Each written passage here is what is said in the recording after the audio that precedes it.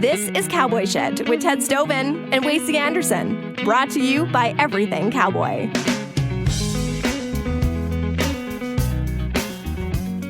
All right, welcome back. It's Cowboy Shit with Ted and Wacey. I'm Ted. He is Wacey. It doesn't feel like real life right now. Like legit, I feel like not any part of this feels real to me. I feel like I'm fucked up. Is it the lighting? I don't know. Is it the lighting in I'm my? just like, I don't know, man. It was a long weekend. It's been a long couple weeks for everybody. Been busy, and I got back in the office full time.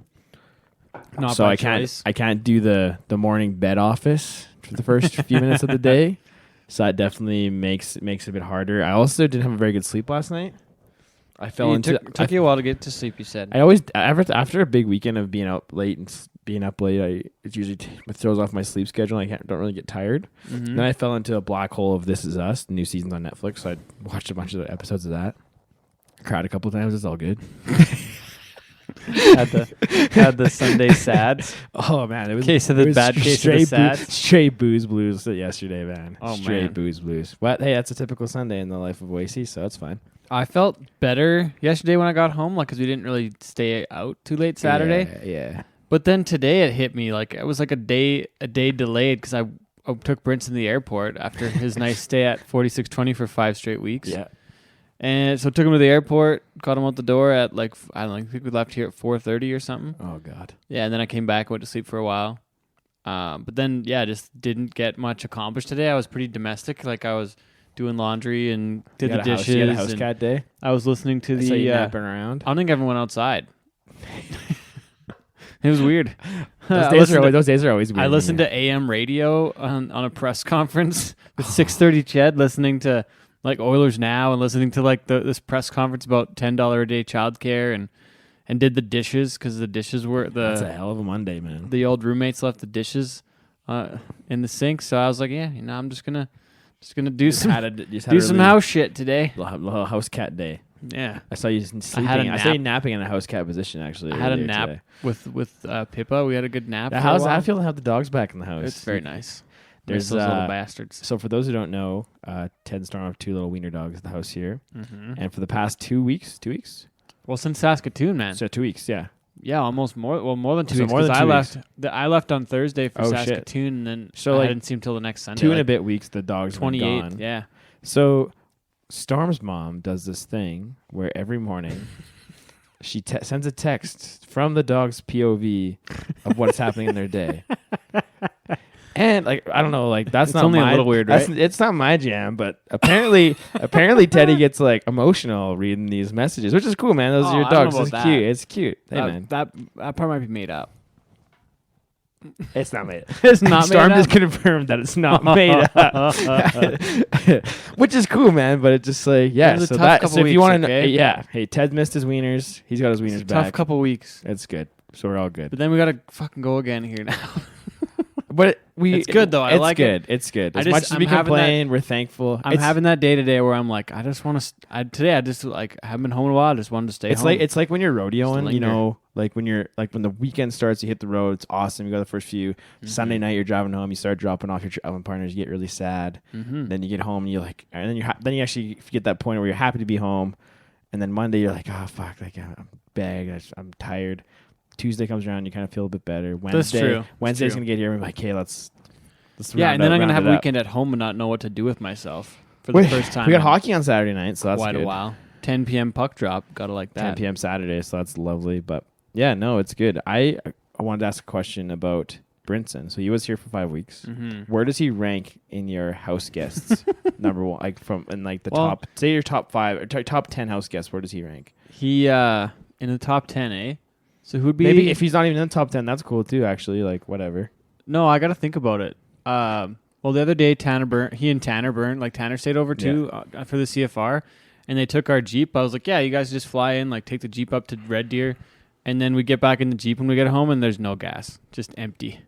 Nice. Just brought it back and just So that's a knock on the that's a knock. That side. Tanner Byrne not -1. So Brinson, he's definitely ahead of that because he also left Storm a nice bottle of gin there. And he left you some scotch too, didn't he? Yeah, I don't. It says it's like intermediate cherry. I have to look at exactly what it is. It's like Is Brinson well versed in the scotch game? I don't think so. He might have got this bottle on sale, but I appreciate the gesture. So, I mean, the people that have stayed here, I think Gator probably is number one because he's just very elusive and you never see him. And he left a huge. So you say Gator's probably the number one? Yeah, he left a huge gift basket at the end. Like he left this summer. Like it was an like edible arrangement. It wasn't an edible arrangement, but it was this whole thing from like I don't know, it must have been Safeway or something because it had like it was all the compliment stuff.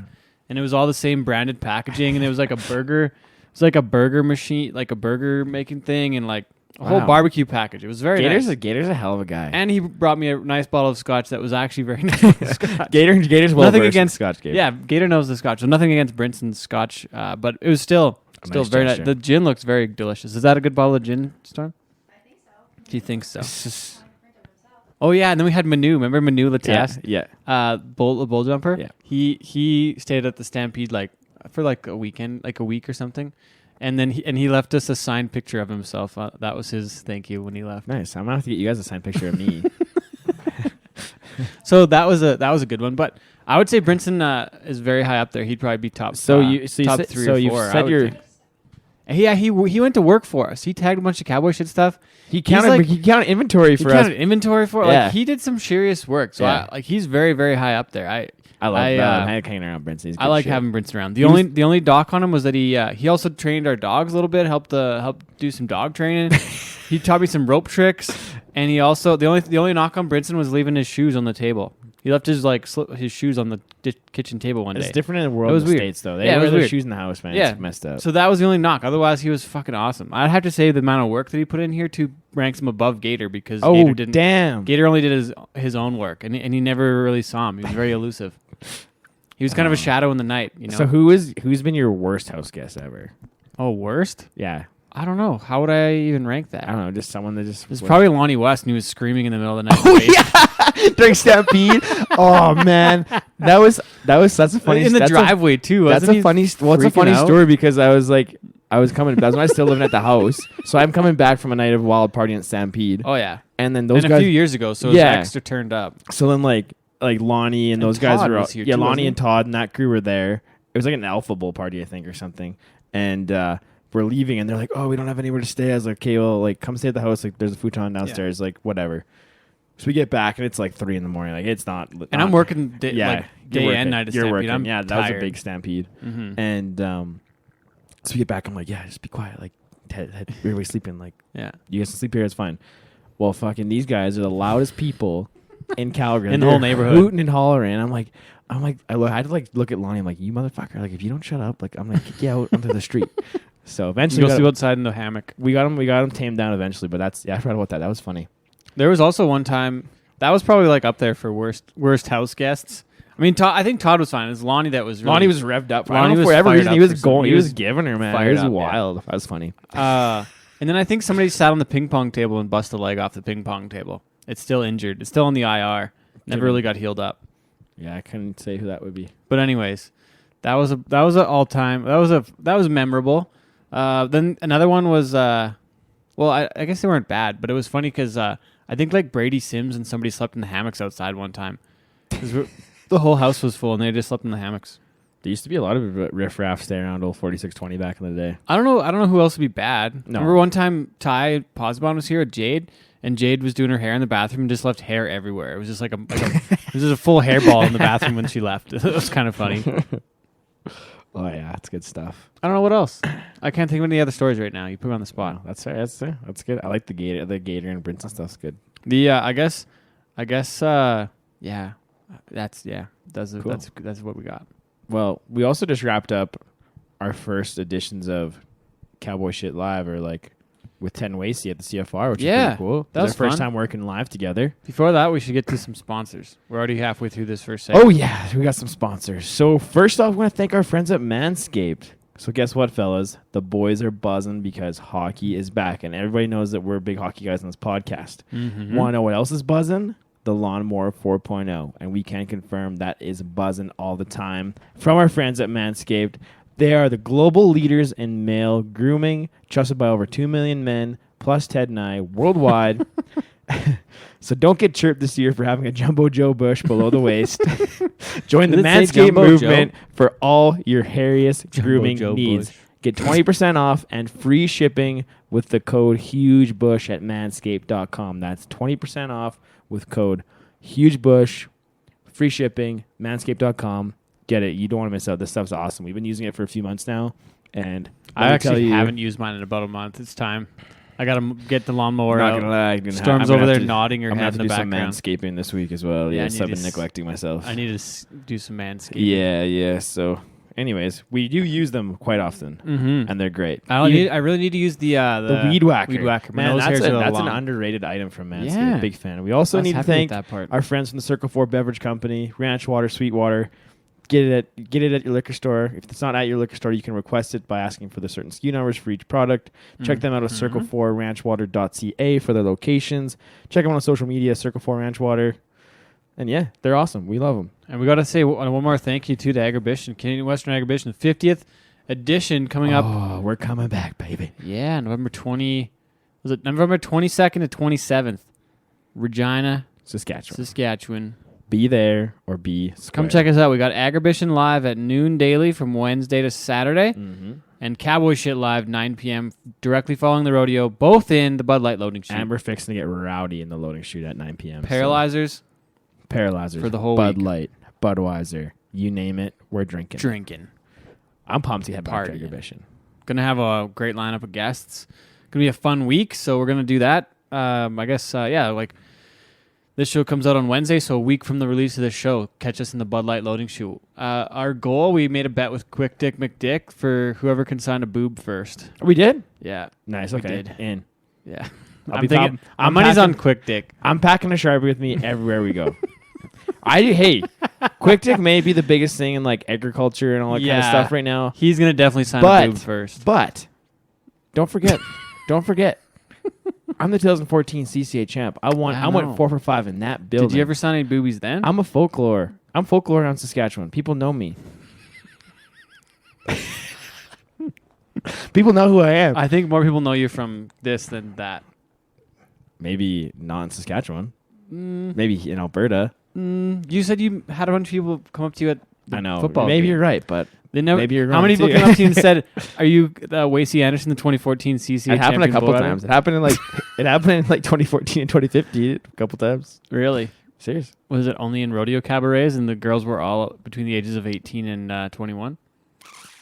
Not gonna. No comment. No comment. No comment. But anyways, I would- my money's on Quick Dick. to honestly sign the though, first yeah. one. But don't ever. I'm not doubting you. Don't ever. You are doubting me. No, I'm just. Don't ever doubt me, I'm just man. making a bet. It's probably gonna be him. Don't ever doubt me. Between you and Wacey, because I'm out. Between you and Dixon, it's probably. Oh, You got the green light. Ted's in.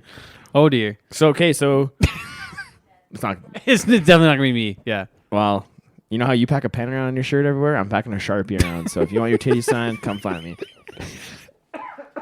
Wouldn't that be the most ridiculous thing? I bet somebody comes up and does it as a joke now. Just if somebody hears this, it comes around. This would be the and they're best day of like- my life, man. They'll be like, I just signed some titties. Sign my boobs. I'm almost gonna hire Chloe just to come out, just to be hanging around, just to capture the moment. He may not get to man. take the picture, but I just want him to be ready if I sign some titties. Oh dear. That's gonna be Is that like a lifetime goal of yours or not really? it'd be pretty cool. Honestly, like Jeez. I've signed a few autographs in my life, and signing titties would be number one for sure. Oh, fuck. So I love titties, man. They're Really got awesome. off the rails. Well, anyways, come see us at Agribition. We'll Sorry, Chris. yeah, we'll wrap this up, and that's only on the nighttime show. Okay, that's 9 p.m. No Not titties the during new- the day. No daytime titties. Not during the day. Only Okay. nighttime titties. We better wrap this up. Okay, so our interview this week was done at the Short Twig, the what do you call it? The Downstairs bar at the Ramada. in Saskatoon In during the Saskatoon. PBR Canada Finals. That was before. Some of our best interviews have been done in that lounge. Yeah, I really enjoyed it. So our show coming up here is with Brett Monea. We'll be figure out 10-time PBR Canada Finals, 11. 11 time. He's got the record now. He's got the record now. So that's going to be coming up after this. This is Monday hangover edition of Cowboy Shit, episode 104. Thanks for listening. The interview with Mr. Mon-yeah is coming up after this.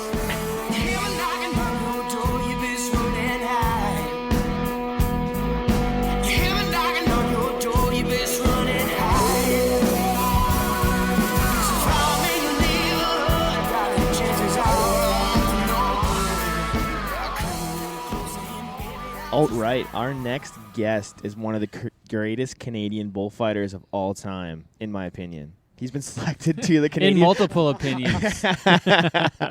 He's been selected to work the Canadian Finals Rodeo 10 times, the PBR Canada Finals 10 times, and 11 the Calgary now. 11 times now. We just record. verified this. I asked him this question before I was writing it.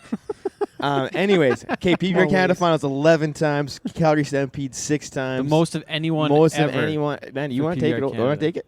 I'm just saying. I'll pass the ball to you, man. Go ahead. He's also one of the founders of the Rafter U7 Ranch. Welcome to the Cowboy Shit Podcast, our friend Brett Monea. What's going on, dude? I'm just enjoying a nice black coffee with some good company. Cowboy in style. Saskatoon, Saskatchewan. He's also the founder of the Ultimate Bullfighting Experience, right? Right, Ooh, yeah. which is part of the Rafter U7 Ranch umbrella. Okay, yes. I like that. But As Wacey's part of our marketing team, so he knows what. I know a bit about stuff. It's cool what they got going on there, but we'll get into that a little bit later in the show, I'm sure. But we're here in Saskatoon, back. It's really cool. This is like we last time we were in town, Ted and I recorded 2 episodes with one with Jeff Lockwood, and then we had Bear Lightbound and Justin Keeley. One of our on, studio and that was, guests some of the funnest. just tried beer and Clamato for the first time. Did not Ted's like not it. dialed into this. Was not a fan.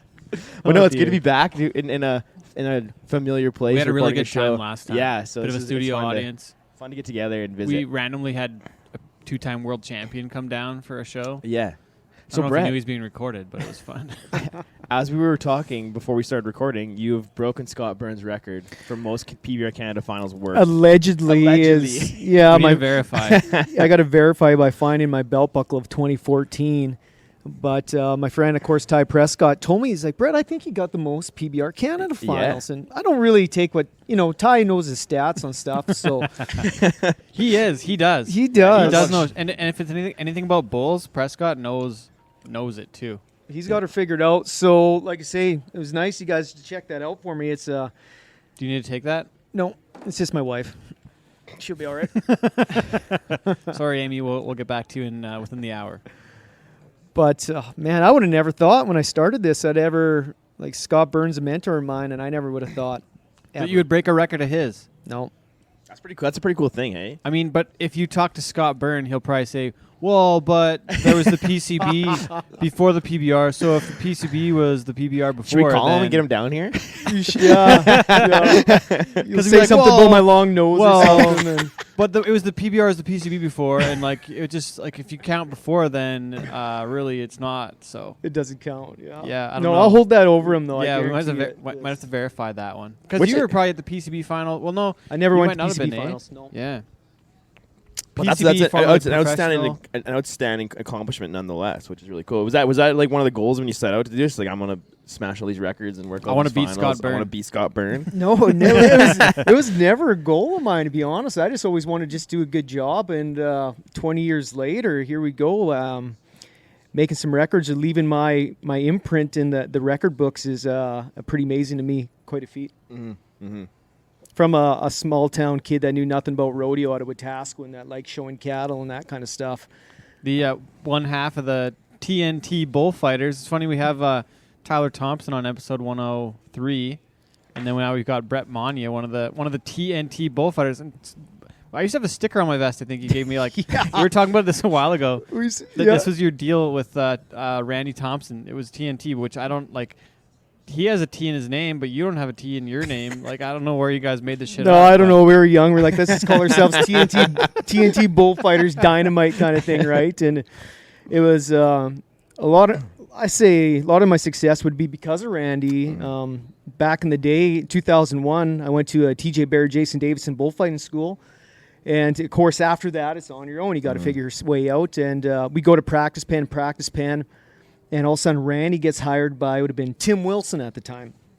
So, wait, and so is Tim like Slim's cousin or brother or something? I think uncle. Uncle? Okay. I think. Probably was it the Wilson Rodeo before Yes. Yep. Slim took it over? Yeah. Yeah. So Or Wilson family Rodeo, business. Randy gets hired because of actually Ace Northcott would have seen Randy in the practice pen. He brings him to. In Olds or where? Yep. Would have to be Olds, right? Had to been College. Olds. We went to Olds College for 2 years. So Randy gets hired on.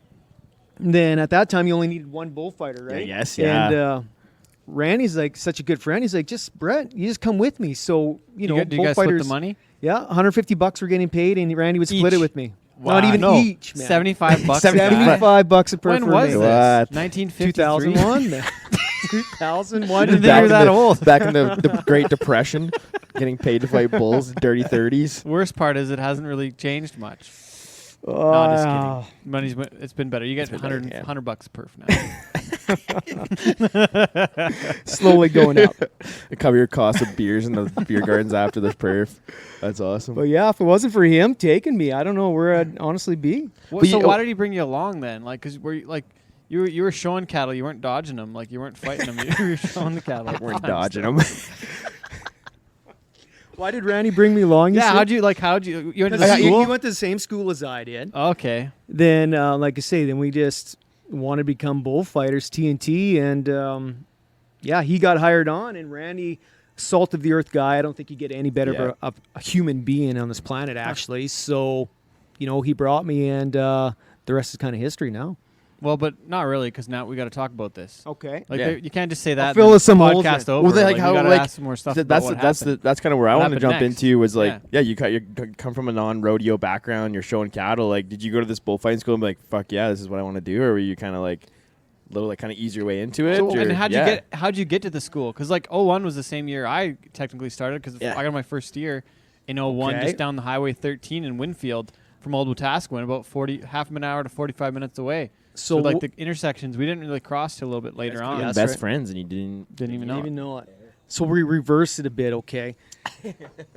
Going back, you know, growing up on a livestock, seed stock farm, Red Angus cattle, my parents still raise cattle, seed stock cattle. And, you know, I remember going to, of course, farm fair, showing the cows. In and Edmonton with Edmonton, CFR. The CFR. Right, CFR, Canadian Finals Rodeo, and Farm Fair International were at the same time for, Yeah, I want long to say like time. 44 long time, years. Like yeah. that was the deal in Edmonton for a long time. I don't know which, I would imagine that Farm Fair was probably first, and the CFR joined in, and it made it worked great for 40 years. Awesome, Right. It's kind of the same deals with Agribition, right? And Like now our they- PBR like, Finals is the same time. Yeah, it's great. which right? I'm so excited to go back to Heck Edmonton. yeah. Yeah. 100%. But anyways, you go to Farm Fair, showing cattle. And, you know, I always wanted to be part of the rough stock side of rodeo. My team roping, grew up team roping as well. Damn. And, On purpose? yeah, on purpose. I enjoy like team rope and calf roping. Yeah, I went to It's Dean fun, Edge's man. calf roping school back in the day. And you guys had a little roping arena at your house. Yep. And Yeah. it was kind of like, it was an indoor arena, but it was kind of like a, what do you call it? Like a tarp kind One of of those canvas buildings, yeah. Canvas building, Coverall buildings. Coverall, yeah. It wasn't like it was permanent structure, but not a total. That's right. Totally, it wouldn't have been heated, I wouldn't imagine. Not heated. No. That's a good idea for Alberta wintertime. Yeah. You guys So- had some shenanigans around that place, though. Yeah, we used to do like it's this time of year we do a cow bucking or whatever. Oh, And Halloween. That's so fun. Halloween cow Yeah. bucking at our place, and we had lots of fun with That's that. awesome. Kind of met my wife through that. Another story, but Oh, so really? going to farm fair, I remember showing cattle. I'm like, these rough stock side of rodeo. At a time when I was watching these contestants walk through the show barns with their CFR coats, I'm like, these guys, this is what I want to be one day. Yeah. Walking through these barns with my CFR coat on, and yeah, so that kind of stuck in my mind. Then next thing you know, so Randy started going to, and a couple other friends from around home started getting on cows and went to like some out west rodeos or like Winfield and Buck Lake and Lakedale, and they'd get on bulls. So they're like, yeah. So we built. Randy ended up building buck and shoots, put into that coverall building, and we'd be bucking cows with Wyatt Kiefler, Jimmy Kiefler from out 100%. west. Yeah. So they were all Jimmy out there. runs a shitter business now, right? Yeah, Jim Septic. Yeah. Yeah. Yeah, and same thing with Wyatt, right? Wyatt, I don't know if he's part of it, but I know he does a lot Family business. of cattle. He raises grassers, whatever. So Still there at like Pigeon Lake. yep.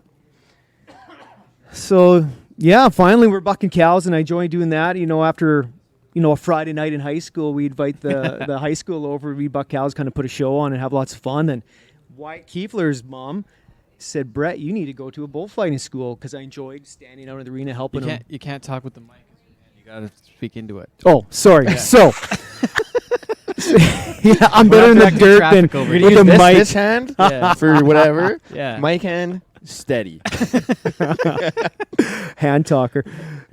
Then, so Wyatt Kiefler's mom said, go to a bullfighting school. Then Because her kids, Wyatt and Jimmy, also are bull riders too. that's right. Yeah.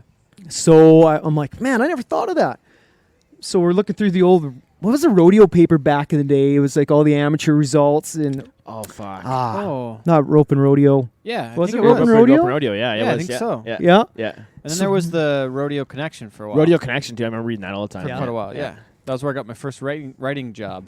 That's where it started for I think Ted. that's where maybe I first saw your first article. Because you used to always have WPV results and stuff on there all the time. Oh, yeah, they had Yeah. that. Yeah, All the Rope shit. and Rodeo. Yeah, for a long time. So Proceed. Sorry. So where was I? So I'm trying to think of where the hell I met you, too. So going through that, I seen this article for bullfighting school, TJ Baird, Jason Davidson. So I'm like, I'm enrolling. Okay. I told Randy, I'm like, Randy, you coming? Yep. So he like twist your rubber arm. Yeah. And so he had never been a bullfighter before either. Like, No, you guys he just got literally on the showed up to odd school. bull here or there for No freaking way. John at Lakedale or something. And, No way. John and Duffy. yeah. Yeah. Then here we go in March of 2001. We went to our very first school. No shit. And then when did you get your first gig? Was it the Wilson job, like later that summer, or 02? So after the school, actually, I owe a lot to Jason Davidson, actually, because right after that, we phoned JD and we're like, we need some, got any rodeos or anywhere we can go? And where did we end up going? I ended up going to Wetaskiwin, whatever. I'll come back to that. But we ended up going to Bigger, Saskatchewan, Nice. Asquith, Saskatchewan. Why? Well, for who? Like, did you get some of Jason's leftovers? No, or JD's something, just or- like, here, go to Bigger and Asquith. So that's Really? that's where New we York is who? big, but this is bigger. It was Big Stone, yeah. Randy has a funny story about Bigger, but I cannot share. I don't know if I could share this much. No. You think you can? Randy became a come on, man. come on, I'll say come on. Randy became a man in Bigger. that year? First time bullfight on the time in Bigger. Really? Unreal. What a spot to have. They're down the rodeo grounds, like Oh. down No, it was on the valley. hill, Oh, on the they had side it on hill. Oh, okay, yeah. Wait. Oh gosh. For those listening that know the grounds, I guess they could see that point in history. Well, Yeah. a boy became a man. Bigger, Wow. Saskatchewan. So I don't know if it was Oh, dear. Bigger or Asquith, but I think Wetaskiwin Rodeo, my hometown rodeo for John Duffy, would have been my very first rodeo. In 02. And I or think I 3. got that in 01. Wow. Oh, the first year. Yeah, because March, that rodeo in Wetaskiwin had been June, I'm pretty May sure. Long. No, it was May. May. It was May Long. So Wetaskiwin, Caroline, and something else That's was all right. that weekend. Back So in I the would have day. phoned John and say, hey, you need an extra bull. I forget how I did You it. probably He's only like, had one. yeah. Because that's how it went. For It was a long Jamie time. Galowski. Oh, really? It was So I ended up strapping up, and I remember that rodeo because I ended up, like, say, don't know what I'm doing half the time when you're a young bullfighter. Just get in Running between the around. bull and the bull rider is pretty simple. What do I do with my hands? Then I ended up getting tossed in the air for the guy, right, on an old bull called Bubbles of John's. And, man, I was hooked. Like, the feeling I got, it's like I hung the moon there. It was a pretty awesome experience. Damn. And then you when did you end up going pro? Would have been like 2009, 2008, 05 05. would have been my permit, and I would have fully carded in 07. Let's go That's back to some amateur stuff, though. How many times you worked at, like, Wild Rose finals and all that shit? Oh, I'm yeah, not terrible's yes, number, guys, as you guys are asking me how many times has been all brutal. this. I fought the WRA, LRA, FCA, WPB finals. Honestly, how many times I couldn't tell you. Which of those Few finals times did there. you have the most fun at? Man, all of them, we all had a really good time. That's one thing I loved about like the amateur rodeos though. Like every time the finals would come around, they were the funnest. Like FCA finals was always a fun time in Red Deer. The Manitoba finals in Brandon were always a shit show. Like everybody's in town for the weekend having a good time. Like it's more just a get together than worrying about what's going on at the rodeo for the most part. For most people, like it's so fun. Yeah, we enjoyed ourselves definitely back then. I love the Wild Rose finals. For me, it was Wild Rose a finals great are good. time because they had the big cabaret and Yeah. in the like hockey rink and and I actually won there, so I was like, It's just so fun. Like those You would've been smaller there then, smaller 06. towns. Yeah, which remember one? that? Do you remember me riding the bull back in the day, or Yeah. steer riding and stuff? Because I would have met you when I was riding steers, like Because 04. Barhead was what, WRA finals? Yeah. Then what, Stony Plain, LRA? No, St. Paul. St. Paul. That's right. Yeah, SP. You were close. Just Yeah. a little bit of weird recollection there. That's Yeah. okay though. But yeah, I probably would have met you at one of those somewhere at Wetaskiwin because I remember riding in Wetaskiwin in like 02 or 03. Yeah. and then further along in the junior bull riding too. So would have been somewhere in there. Guaranteed. Because I remember I had one of those stickers. I don't know if you or Randy gave it to me, but Yeah, I definitely remember that. people would always go through the Wetaskiwin like drive-through at McDonald's, and somebody must have slapped the sticker on one of those, big yellow beams so you don't crash in there. TNT Bullfighters is on there for the longest time. Holy. That's awesome. So Do you have any memories of any of those rides though? Like, do you remember like when first time you saw Wacey or I ride somewhere? I'm kind of curious now. to be honest, no. No. No. So we're not that He memorable. hates us. No, I can't remember probably anybody. Always so focused on the job at hand. Oh, really? So He it was blacks out a little bit. Yeah. Yeah. It's kind of like when the first time Ricky Bobby raced a NASCAR. Yeah. He just blacked out and Yeah, he's raced black out, and Yeah. it. Trust your body. it's funny. Even today, still like, oh, which way did that bull go, man? I'm like, honestly, I don't remember to have a Yeah. clue which way he So went. do you remember any of the bulls in it all? Or? I definitely remember the bulls. Yes. But you don't remember what they did. You remember that, like, how the bull is mentally? Why or is he the way he is? What do you remember about them if you don't know? So what I way they like go? say growing up around cattle are my favorite animal. Man, I understand them, and I definitely remember cattle. Which way they spin, it doesn't matter to me because I just react to whatever they're giving me. But their personalities, I'd remember the most out of anything. So what was the scariest amateur bull back in the day that you would have had to deal with? Scariest It amateur. definitely wasn't Carl or John Duffy's. The Hereford. Carl the Hereford. the Hereford. He is one bad dude. Lawrence Pengally's muleys that were way Oh, back. They were pretty man. quiet. God. I remember. Oh, you know what it was? It was Fear Me of John's. For sure, when you were going. He There's- got rally tie under the fence in Yeah. Wabamun one time. There's Fear Me, but a Fear bull Me, that back in the dub days, there was a bull that always got us. So Ty Northcott always started the bull riding with no strings. Do you remember no strings? A yellow No. horn bull. No. And man, it was always a wreck. And Ty, he's a great. I think he like entertainment wise, Yeah. what a way to get people into a bull riding because this bull is probably going to hook either the bull rider or Everybody. the bullfighter, everybody, Yeah, and everybody. he did that. Jeez. So was it Fear Man? Like Fear say Me for sure. you treat every bull like a bull and like, but yeah, Everybody, I remember in Wabamun that day, and everyone was completely terrified of Fear Me. It was like a thing where like we stuck around an extra day just to see Fear Me in the arena because it was just such a wreck. It was. What was that? What was that wild. bull Jim had a few years ago? Thompson? Northern Lights. No, wasn't a it? couple of those brindles. Big, Yeah. big scary fucker. Like you brought him to those like when BRC first started. He was really good, but like he was like would kill you on the ground. I can't remember what his Really? name was. I think Northern Lights or something Yeah, like that, or one of those ones. Couple big high horn big brindles. big Yeah. bronco face fucker. Yeah, he was Yep. he was good, but yeah, just absolutely terrifying. So like say out of the pen, the bulls are mostly aggressive most of the time. Then of course there's always the elites out of that, where you better be on your toes a lot more. Like your no strings, your Fear Me's. Dang. Yeah, bulls like that. In the amateur days anyway, then in the pro days, you would have been on your toes more for like Big Valley Black and those kind of bulls. So what was that one? Indian Turtle. Indian Turtle, Oh, yeah. He was a hooky. He's the one that wrecked Scott's Yeah. face. Yeah, I stepped on Scott's face in Pinoca that year, yeah. Yeah. So how valuable is having that cattle sense for what you do? Like I know like I'm really good friends with Craig Stevens too, and he kind of has the same background. Like he spent his life around cattle, and like and he wasn't a very like in shape guy, but he was just so aware of like cattle and he rode bulls for a long time too. So like how valuable is that skill?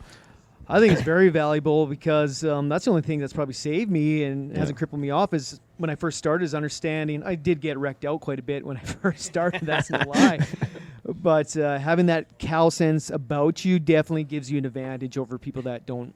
But doesn't mean if you have no cow sense at all, it still doesn't matter. Yeah. There's amazing, more freestyle bullfighters that have zero cow sense, but they're very athletic and can do very well. Yeah. What about moving on to the next level and then getting some of the big calls, getting the CFR, getting Calgary, getting to go to Pinoca? What are some of those most memorable moments that way for you as far as getting to the next levels? And what are some of the goals still? Like going to the Pendleton Whiskey Velocity Tour now is probably a big goal, but it's not really a driving factor right now because I think you'd probably rather stay home. Like, and I'm in the same place. Like, I'd rather be at home now. We have a lot of good stuff to do here, and there's plenty to do. But I'm just curious on your thoughts that way on some of the big events and getting those calls. Remind me where to go back to, but I'll start with the velocity. Going down there when I got the call from Richard to go, hey, we got some Velocity Tour bull riding to do for you. And that was an amazing call. That's because I wanted to go down there and see how I compare to the best down there. You know, your Webbs, your Hargos, your Nathan Harp, Nate Justice, Evan Allards, all those guys. Lucas Teodoro. Yeah. A bunch of hands down there. Man, they're all hands down there. And I went down there, would have been, 2019. I guess end of 2018, probably 2019. I did some Velocity tours down there, and I came back when then COVID hit, and that stopped everything. But I realized I was no less than those guys down there, and to me, that was a huge accomplishment for myself. Oh, and you're like next to Jesse Byrne, like you're one of the few guys who've made that run down into the U.S. and like went and like tested your mettle against those guys. So it's probably good to like again like the good measuring stick for you. Yeah, coming home. No, for so sure. Go back to the Calgary stuff now, and the CFR. Yeah. So like say. Dating back 2005, I got my permit. Even dating further back, okay, Randy's fighting for Tim Wilson. You know, we start getting our own rodeos. Yep. Randy's going with Penn Galleys a little more. I ended up getting hired on by Peters and Sons Rodeo, or Peters, Aaron and Abby and Faye. And so I worked with them a lot, all up northern Alberta, right? Went to northern BC. Yeah. Harmon Valley, Grand Prairie. Doe Creek and all all that stuff up there. Man. Athabasca. Oh. So we did all those amateur rodeos. Then high school rodeos probably too. Yeah, everything he had, I would have worked. Then Art had the Grand Prairie Stampede, right? Is one pro rodeo. So in 2005, he's like, get your permit. So I did that, and Dave Sandylands would have been doing that pro rodeo at the time. So I started. So I got my permit, did Stampede. Then as soon as people kind of know that you can hold your own weight and do a good job. Mm-hmm. Then all of a sudden you started getting other pro rodeos where people can't go. And next you know, in 2007, I'm fully carded and on my way kind of thing. So 2007 being fully carded was a huge accomplishment for myself. That's only like 6 years of like actually like fighting bulls, which is a pretty good like trajectory like, career-wise. Nope. And I think then somewhere around there I ended up getting hurt, tore out my knee for... I was at a bull soccer game for Ty Northcott during Rodeo Royal. Oh, no. Yeah, Rodeo Royal. Young bullfighters go to play bull soccer. But I ended up tearing my knee out. This little bull, threw me up, maybe not even a foot in the air, come down on it wrong, blew my knee out. But, nothing happened, I thought. So crutching it home. This is March, so you fucks a whole year. Yeah. So I tried to get out of bed the next day, crying in bed, not at my grandma's place in Calgary. And so this would have been a Thursday night maybe. Go see the doctor. My mom's like, no, go to the hospital. Just don't go to a doctor's office. Go to the hospital. Yeah. Go to the hospital. End up seeing a good doctor, knee specialist. I had an MRI, I think, Saturday. So that was Thursday, Friday, hospital. MRI Saturday. I think I had surgery on it Monday. That's how fast it went. Jeez. Like, that doesn't happen. Yeah. No. Never. How did that work? Just the stars lined up, that's all. Jeez. Right place, right time, I guess. So you go and get the surgery on your knee then, but that's still like 2 to 6 months. Yeah, a long time. Yeah. That's a whole season. That's what was year? it, your MCL, your PCL? Oh, I can't even remember. Like, say, 3 different knee surgeries on this one. On my left knee and ACL, MCL, PCL, all that kind of stuff. The whole deal. Yeah. But, but going, maybe the second time I blew my knee out, I remember Randy getting the call for the CFR in 2008 as an alternate. He made the alternate, right? Which is a great feat. And only like 2 years in. Yeah. Because he got his card price similar time. He would have probably got the same time as I did. Yeah. Oh, wow. So he's going in to fight his, he's at the height of his career. He's loving it, man. And I'm going in for surgery on my second knee surgery exact same time. Sad boy hours. Right? So, but honestly, it probably made it easier on me knowing that, man, I'm all crippled up trying to get better when he's at the CFR. It made it a little more bearable. That's for sure. For sure. Dang. So that was kind of a memorable, like thinking about stuff like that. Getting the calls to go to your Ponoka Stampedes. Yeah, totally. Because, like, say, that's close to home, growing up in Ponoka, man, the thundering hooves of the Ponoka Stampede, it was awesome. And to be in that dirt and you look into that grandstands and it starts rumbling, it's something else. So that's a very memorable moment for me. Of course, then going to getting the call, finally going to my first Calgary Stampede was huge. Yeah. So, and that's such a huge like goal for anybody who rodeos in Canada is like to get to the Calgary Stampede and to actually step into that arena in your position must have been like such a cool feeling. It was awesome. Then I'd have been fighting with Well, Dave would have been retired, so it would have been Scott and Jesse Byrne, and myself the first few years. How much of your job has been waiting for guys to retire? Oh, man. That's a great, that is a question. And it is a waiting game because, I remember these guys would get these finals. Yeah. And I'd be on the treadmill at home when these finals going on. Say, one day, you guys, I'm just going to wait you out. I know it's tough, but I'm going to wait it out, and I'm going to be there in your spot one day. And I just kept on working really hard. And if you can wait long enough, and if you're talented enough, you can outlast the guys that are exactly before you. Because before me, to getting all these bull ridings, Randy was before me, Riley Gerlitz, Riley Ty, Wyatt Gerlitz. Who else would have been in there? Craig Walker. Yeah. And then Kelly Morton, all were before me, but I outweighted them. Like, they all retired for whatever reason or another, and I just kept doing my job. Then one day it just worked out for me to get all these big rodeos. Yep. Yeah, I know. That's good stuff. Okay, we got a question from the audience. Oh, hey, Kobe. Kobe Moore. Navigating the politics in your game.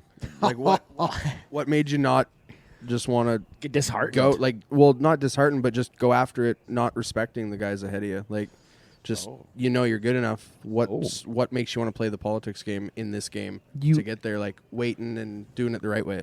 You have to wait and do it the right way, otherwise you will not get up. If you start stepping on too many toes or and stuff like cutting that. A cinch or rattling too many feathers, man, you'll be chopped off the chopping block. That's at every level too, right? Like, even at the amateur level, like if you start doing that shit and you build a bad reputation, like, you're not going anywhere, man. You're stuck where you're at. No, you're stuck where you're at, and I waited for my time. Then when there's no such thing as luck, it's when opportunity meets hard work, right? That's just it. Yeah. And I waited my time. Then all of a sudden, one of the first times I met Scott Byrne was in Randy's basement. They're coming back from Abbotsford, and they might have had a little fun the night before, and that's a pretty good time. So Scott's in the basement partying with Randy. So the first time I ever got to meet Scott Byrne was in the basement there, and man, I just been like, this is an idol. So we get to hang out with Scott Byrne. How cool is this? It's such a cool feeling, yeah. Oh, then over the years after, that experience, Scott and Dave Sandylands, those are two, and Randy, they're all guys that stood up in my wedding, So guys I idolized. And all of a sudden, next thing you know, we're really good friends and we're really good peers. It's to me a very special thing. Oh, and what was that like working with like your idols for the first time? It's always like we talked about when we interviewed Tyler last week. It's like when you finally get to that level and you start competing against your peer or guys you've looked up to and they become your friends. It's like such a cool feeling to see that journey like play out in that regard. Oh, it's amazing. I remember, like, say, Dave. When you hear about Dave Sandylands as an amateur bullfighter, you're like, oh man, this is probably the toughest human being I ever met. Or you hear the tale. So we go to Bigger, Saskatchewan, wild cow milking. Nobody could catch this cow. So Dave just runs up beside the cow. Bulldogs are down. What? And he couldn't wait for the milk, so he's got, on top of her, holding her neck down. He's milking the cow too. I'm like, this is the legend Dave Sandylands right here. Man, he's like he's the best dude, man. I have a funny Dave Sandylands story. The only time I ever got on a bull stoned, it was in Consul. Why would you get on a bull stoned? Man, I was young. I was dumb. Make better decisions. It was back in the amateur days. It was bad. We was a run of rodeos. We had 7 rodeos in 6 days, and I hadn't rode a thing. And I was sad. I was like, I need to change something up. And I was traveling with like Ronnie Dellader and Flint Vero. Oh. Not the best traveling partners. In hindsight, great guys, love them, but not the best traveling partners. They're like, Ronnie's like, man, just like maybe just smoke some weed this time. I'm like, okay, like anything to change it up, whatever. So we go to Consul, Saskatchewan. It's a Richards rodeo, and we haven't seen any Richards bulls in Saskatchewan 7 hours long, ever. Yeah. So we pull up, and it's called Skyhook, his old bull, the big brindle bull. So that's what I had drawn. We didn't know what he looked like. So we pull into the rodeo, and there's this big, huge brindle bull in the back pens, like baseball bat horns on either side. And Ronnie's like, I feel bad whoever's got that bull. So whatever. The rodeo goes on, and they go to smoke do their ritual like halfway through the rodeo. I'm like, wait, come on, like change it up, gotta do something. So I'm like, whatever. How long does that last though? Like, you have to do it a few times. Well, right? let me get into the story. Like, I smoke weed with these guys, and then all of a sudden, like they run the bulls, and I asked like where my bull is, and they said on this delivery. So lo and behold, this big brindle bull runs in, and that's when I got. And he barely fits in the chutes in Consul, and like whatever. And Dave and I'd become pretty good friends when he was wrestling in the CCA a bunch. So I asked him to help me get on, and I'm like full panic mode. Like again, like I spoke with the second time I'd ever smoked weed in my life, and I'm just freaking out. This bull's huge. He barely fits in this chute. I hang my rope. I get on him, and like no matter which way he's looking, like he's leaning on one of my legs, and it takes me probably 3.5 minutes to get on this bull. Like I'm freaking out, like tying my hand. And as you're stoned, it probably seems like hours. Yeah, and right? I'm getting cussed by everybody. Like the whole Richards family. Like all of the guys are on the back of the chutes yelling at me, like get the fuck out of there or whatever. And Dave's just like in my ear. And it's one thing I'll never forget. He's like, you're okay, Wacey. Like he's bad in here. Like just get it done. So he pulled my rope. Whatever, and I eventually got on this bull and I rode him. I was like 75 points. He was just a sweetheart. So I was like building up this huge monster in my head. But I always had, anytime Dave could help me get on a bull, I'd always have him around just because he's like such a calming person and this unbelievable dude. It was so funny. And then one of the Richards boys came to me after. He's like, yeah, that bull was pretty bad in there. Like, we're sorry for yelling at you. That was the same time when Billy jumped into the arena and almost beat up Tanner Alamant. Oh, really? Yeah, it's the same day. Like, what was that about? Tanner got on this bull. Like he just like canned off. He's like 65 points or whatever. No re-ride, and Tanner's in there. He's like, that's a piece of shit. And Billy like just comes hot over the back, shoots him like right in his face. Here comes Billy the kid, eh? Yeah, and just he socked Tanner one. I think he punched him with his helmet on. Like it was crazy. It was so funny. And then so there was a big deal. Like then Tanner's dad jumped in the arena and like it was a shit show, man. Like, and I started all off by taking 3 minutes to get on this big bull. So everybody's feet was hot as it is. So. But anyways, Dave's not ill, dude. Going back to the politics, though, it's such a political game that sucks. But it's who you're friends with, who you are. And, like to be completely honest right now, and no offense to anybody or like anything, but Tanner Burns shows up and is right at the top of the bullfighting game in no time. Yeah. And like I'm not dogging anybody, but it's like he's doing a great job, too. But it's kind of crazy that he goes from, riding bulls to fighting bulls at the finals within a year, where everybody else had to go and pay their dues that way. And it's kind of crazy. He still has to pay his dues in the CPRA, right? Like in the PBR, you can go and be there, which is, interesting that way. But on the rodeo side of things, he doesn't even have a full card yet, right? See, interesting fact in my career, like I went through Jesse coming through, Bo coming through, and Tanner now coming through. And, Jesse, he backed it up. He was, I'd do the same thing they would. Hey, your dad's, another guy I looked up to is Ryan and still do as a bullfighter and his connections. And why wouldn't you use that to your advantage, which they all do in anything in life you do. Yeah. But they backed it up. So how do you can't fight with that. As long as you back up where you're going, I can live with that. Put your money where your mouth is, for sure. Yep. What do you think about the different systems though? Like going from the CPRA, like should Tanner have been able to go to the big pro rodeos in the first year, or should you have to go and screw around and jump through all the hoops to get to there? Like, what are your thoughts that way? Well, the rules just got to apply to everybody. Yeah. So I had to go through the hoops. Tanner still has to go through the hoops. So as long as the rules are followed by everybody, I don't have a problem with it. But I'm looking at the different systems though, going from PBR to CPRA. Like, what do you think that way? I feel like the CPRA stuff, some of it's a little bit. CPRA does, they're two different associations, of course, but they got their own set of rules where the PBR kind of does whatever they want to do. I feel, maybe I'm wrong, but like say I want this guy here, they'll have him here. And like from a marketing standpoint, business side of things, it makes sense to have Tanner at these events, right? Like he's a really big name from the rider side of things. Yeah, people know who he is, especially like in Saskatoon's a good example. Like everybody knows who he is. He's the PR guy. Yeah, here. Yeah, exactly. Tanner, he adds lots of value, and Tanner, growing up as a junior bull rider, man, I remember going to Big Valley, me and Randy fighting bulls for him at the Bulls for Breakfast kind of thing. So I seen him, he kind of grew up, seeing him grow up, right? Like getting on those junior bulls, the big puffy ginger hair, and back me his fro, big ginger afro. It's pretty cool. Like I become pretty close with Tanner. Then of course when he started going bigger events down south, I never got to see him and coming back and. We had a little bit of issues at the start there, but my own personal work, I had a conversation with him. I feel it's better, and it's really enjoyable having him around and not having that conflict around us anymore. So no, it's been really good. You guys had a conflict? Did you have to fight him? Oh shit, he probably win. No, just like through my own personal stuff, like instead of holding stuff on and letting it just dig and bury me. Yeah. Like just clear as kind and have a conversation, which I did, whatever it was, a month ago or so, or 2 months ago. Clear the air. Now we can be the team that I knew this Ty Prescott, myself, and him can be. Speaking of conflict, I'm going to bring my friend Covey Moore in here. Oh, this is good. Yeah. Wacey, tee this up for us. So, for those who are active on social media, Brett has a pretty good presence. Kobe has a good presence. We all have a good presence.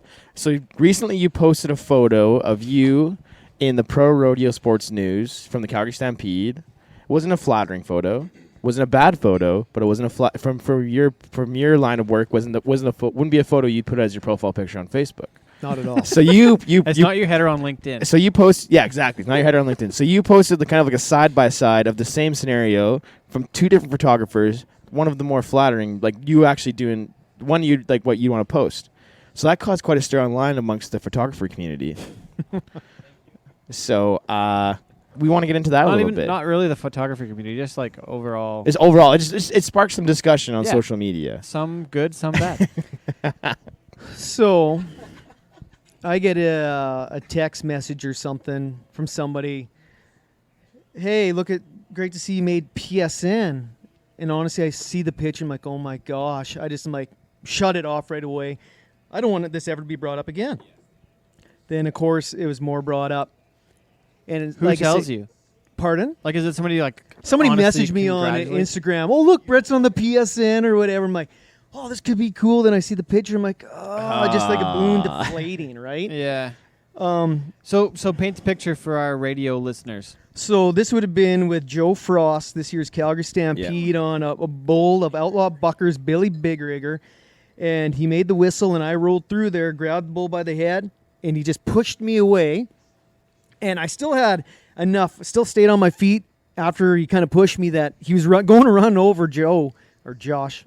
One of them. One of them. Josh, because Joe's not... Josh. Going. He's still going to run him over, but somehow I still got back enough to get that bull's head up, and he missed Joe with the head, and, he kind of maybe caught him with the back feet. I still did my job, which I thought it was, did a great job, never got hooked. But the perspective they got is looking like I'm half falling down or running away at the biggest outdoor show on Earth, on the planet, and it was just... It was just a little disappointing, the shot they used. So then explain what happened from there. You pushed it away for a while, but then you decided to speak out and just... Yeah, I thought I'd bury it and never have to see it again. But... Although, there's more... people are kind of texting me, okay, I should probably put something out there to defend this post because...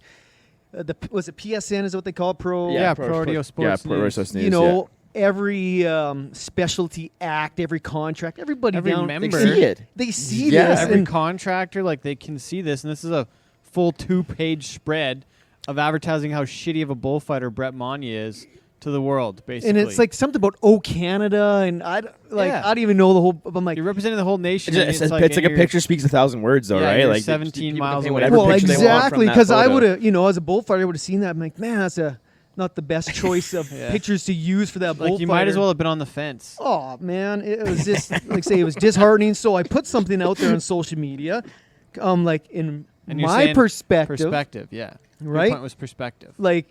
Why couldn't they use a great ranked bullfighting picture? Yeah. But the person that took it and maybe the editor of PCN, they must have thought something special in that photo, which I didn't see.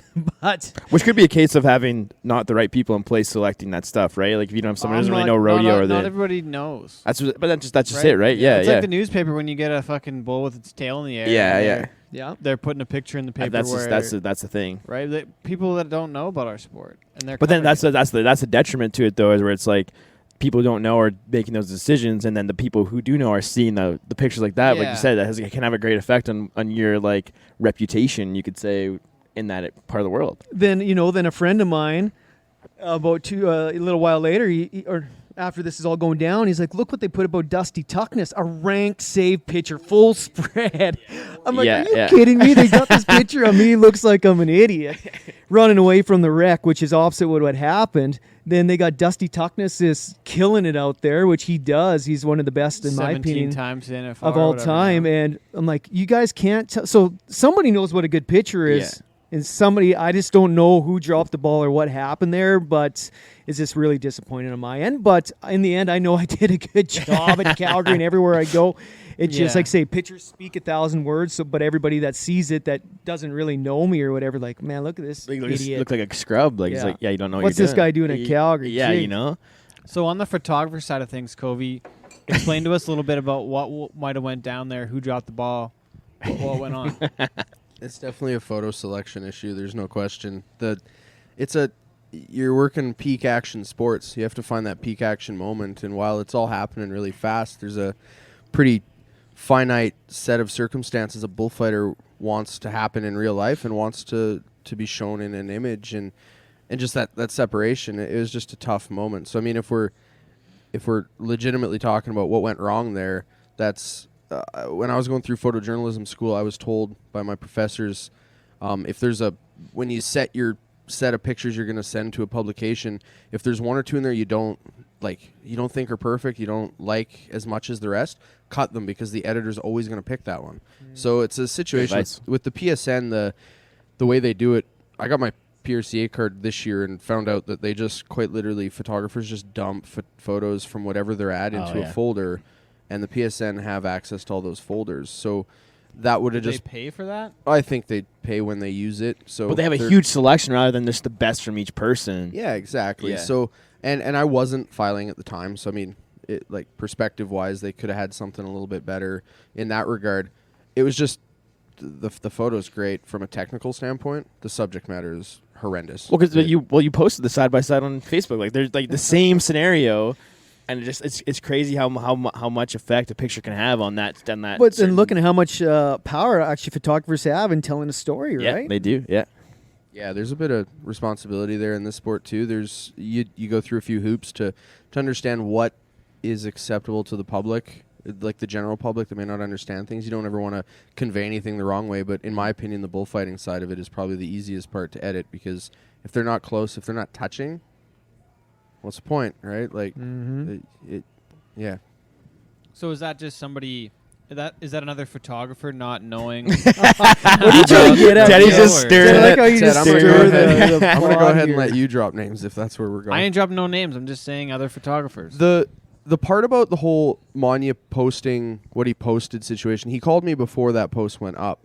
There was never a discussion on who the photographer was regarding the picture itself. No, there's no even like in the copy of what you said. When I sent him additional pictures of what was in there, he straight up texts back with like, "Oh wait, that's who took that picture." Like it wasn't. There's nothing personal. We're not here. trying to shit on anybody. It's just a matter of like, hey, this picture, it's a perspective. It's a perspective thing, and sure. And not everyone knows that this can be an issue, right? Like I got just about choked out by Ty Prescott in Halifax a while ago because he was mad because I wasn't editing the videos correctly to put the bullfighting saves in, and it wasn't even something I ever fucking thought of before. But he got real pissed off over but it. Yeah, and but it's not a slight against them. I didn't even think just, about it. It's just yeah, like, fuck, yeah. I should like maybe think about some other stuff here that I wasn't even on my radar, right? Yeah. But he's mad and was fired up. We were in the bar, so and he'll do that, right? Yeah. So, but it was someone it wasn't even on my radar, so Yeah. it's like, oh, shit, I guess I should think about this next time. Gotta But it wasn't tighten even. You gotta Right, tighten it wasn't stuff even like on that my. up is all.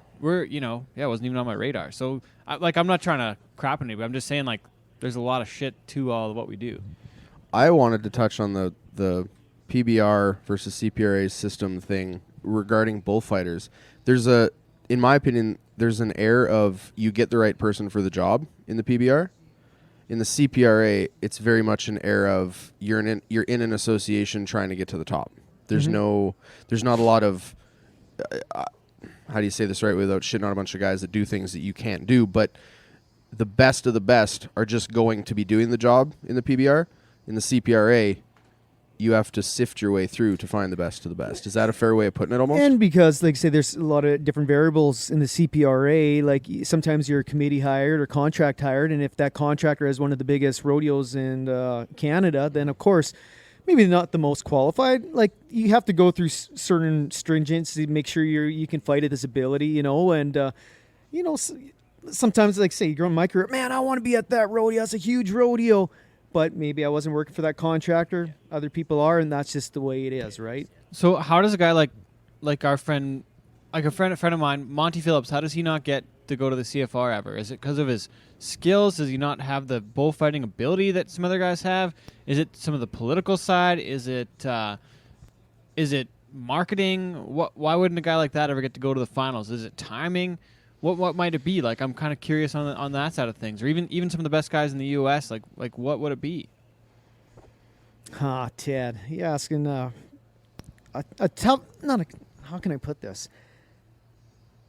With Monty, I think he is a really good bullfighter.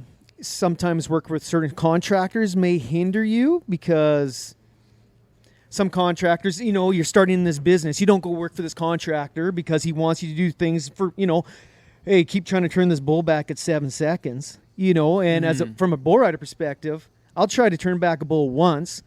And if he doesn't go, Tanner Byrne, he might try him back at 7 seconds. Who's just walking in here? From Wade King, that's why. Big Red himself, Cinnamon Dick, has arrived. Always. Wade was the 7-second turn back king. Yeah. The other day, whatever town we were, 7 seconds. Here we go. But some contractors want you to keep trying to turn bulls back. And as a bull rider, I was either going to get a re-ride for a better bull, or you just got me bucked off at 7 seconds. So, it's a hard thing. Do you fight for the bull riders or the contractor? And I know, maybe in Monty, I can't speak for Monty, right? That's not my job to speak for him. But maybe sometimes the wrong contractor. Like I say, stars always, I feel, in this business, got to align. Like, you could be the most talented at anything you do in life. For sure. But if you're not... You see it in other sports too, right? Like guys like super talented. Like I've played hockey with guys who are like the most talented people in the world. Yeah. But they just stars on the line. They just don't ever get their shot, and that's the way it goes. The way it is, right? And like I say, I just don't want to speak for Monty. It's not my place to speak for Monty. I was just curious. Yeah. I get that. There's been guys like that just never really get to go. Like Scott Way, for example. Long time. Like maybe only got to go to the CFR as a selected guy once or twice. Yeah. And was right there for the whole time and worked Calgary for 10 years. Great bullfighter. Yeah. I think it has to go to, like, going just back. Don't like, get the window there's sometimes. great guys like Bob Morrison, your Greg Chapmans, who are really good. Craig Chapman, he's probably one of the best freestyle guys we ever had in here. Bob Morrison was a really good bullfighter, but he never ended up getting to go to the Canadian Finals Rodeo. So all about the shot? We're conspiring. Okay. Go ahead then. I think it'd be cool to roll into the ranch, the Brett Monea experience, everything you built up. I have one more question before we get to that. Oh, absolutely. Sorry. Yeah. I want to talk about the evolution of what you do. Like, you've been doing it for 20 years now. So you start, like, as you mentioned earlier, you started working rodeos by yourself. Now it went to 2 guys. Now it's 3 guys most places. Like, what's that been like? You have to do a lot of adapting, like, that way, or it's kind of adapt or die in a sense. Yeah, you have to, right? Honestly, with 3 guys, if you know the game, right, not much changes with 2 guys versus 3. As long as you know how to rotate, man, you can fit in with anybody. Explain rotate, though. So rotate for those who don't know is on the bullfight side. Yeah, break it down. Okay, so if a bull is spinning to the left, so if I'm looking at the chutes, the guy on the left side, the guy falls off, say, to the middle. The guy, if you're looking at the chutes, would roll to the middle, and the other guy would probably roll towards the buck and chutes to where I was, right? You're always rotating. Usually the way the bull is going, we can manipulate him and change directions, of course, to go opposite way if we have to prevent a wreck. But usually we keep that momentum of the bull the way he's going. Then you just throw a third guy in there that understands the rhythm, the momentum, and you just keep rolling those certain ways, right? But if you got a guy that always, stopping the momentum and going against the grain, that's where conflict really arises when you're trying to do things that... Is somebody that does that, are they trying to, like, be the guy to make the save, or are they trying to be a little bit of a hero? Yeah. Is that kind of what's going on, or is it just not on the same page? Some guys are probably just not on the same page. Some guys I know, looking back at my career, just used to fighting by themselves, and they had to switch that bull's momentum to keep himself safe, right, when you're by yourself. Then all of a sudden... Hey, the skills set, I learned how to keep myself safe. Now I'm fighting with 2 other guys. It just doesn't work that same way, right? Where, this other guy's rolling, and I just got to keep rolling with them, right? I don't know if that all which ties into that teamwork aspect, right? If you guys aren't working as a team or as a unit, it's not going to be, you're not going to have a good time. And that's the thing you got to learn too. Like, you go to Calgary, I want every bull to come my way, right? But when you're out there, you have to work as a team, because some days, last night, not much came my way. I rolled and, created distraction when I could. it just wasn't one of my nights. Which it doesn't matter as long as those Cowboys are safe. That's a huge day. That's what matters in the most. Doesn't matter who did it, and that's where a great team comes into play. Where it doesn't matter if it's myself or Tanner or Ty making the save. As a team, we're doing the best job we can to protect those bull riders, and that's all what matters. All right. Well, yeah. So talking about that journey, and you mentioned like you went to Jason Davidson's bullfighting school. Now you're at a point where you're doing your own schools. Like, what's that been like for it to come full circle? And that kind of ties into the Rafter U7 stuff, which we can get into after that. But like, what's that? Your way of giving back to the sport, and like, what's the future of bullfighting in Canada look like? Oh man, like the full circle thing. I'm still trying to pinch myself how I came from, like I say, a ranch kid, a farm kid from up north to teaching bullfighting schools. And it's been quite the journey. Like you said, like 20 years of watching the sport evolve to a point where you started out with no experience, and now you're teaching the future of the sport. And then hopefully given the opportunities or the skill set for young guys kind of like me and girls to maybe find the success that I've found the success in this business, right? So